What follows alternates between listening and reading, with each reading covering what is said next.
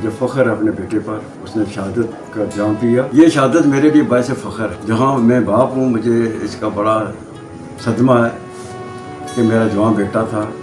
میں نے اپنے بیٹے کو پہلے دن سے یہ وقف کر دیا تھا کہ اپنے ملک اور قوم کے لیے آپ نے کرنا ہے. میرے بچے کی طرح ہزاروں بچے آج بھی بےتاب ہے کہ ہمیں موقع دیا جائے کہ ہم دشمن کو گلا دبائیں.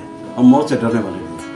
ہمارا ایمان ہے کہ موت آئے گی. میرے بیٹے نے ایک شر پسندوں کے عزائم تھے خاک میں ملا دیے. یہ بالکل فرضی اور جو یہ ٹولے ہیں نا جن کے عزائم یہ ہوتے ہیں کہ ملک میں افراتفری مچائیں، حالات خراب کریں.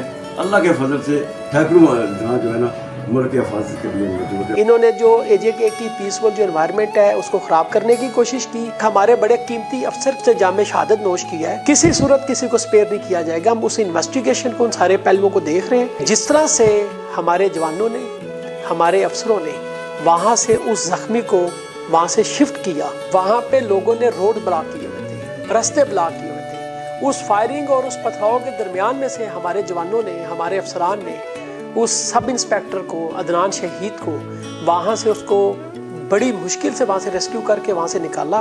پھر ایمبولینسز کا راستہ روکا گیا. یہ کس قسم کا پورا من احتجاج ہے؟ میں اپنے تمام جوانوں کو، اپنے تمام افسران کو سیلوٹ کرتا ہوں جنہوں نے اپنی جان کی پرواہ کیے بغیر نہ صرف یہ جو شر پسند ہم نے پکڑے، نہ صرف یہ کہ ان کی کسٹڈی کو یقینی بنایا، بلکہ جو گورنمنٹ کی پراپرٹیز ہیں ان کو نقصان ہونے سے بچایا اور ان کے بار بار کے جو اٹیکس ہیں ان کو روکا.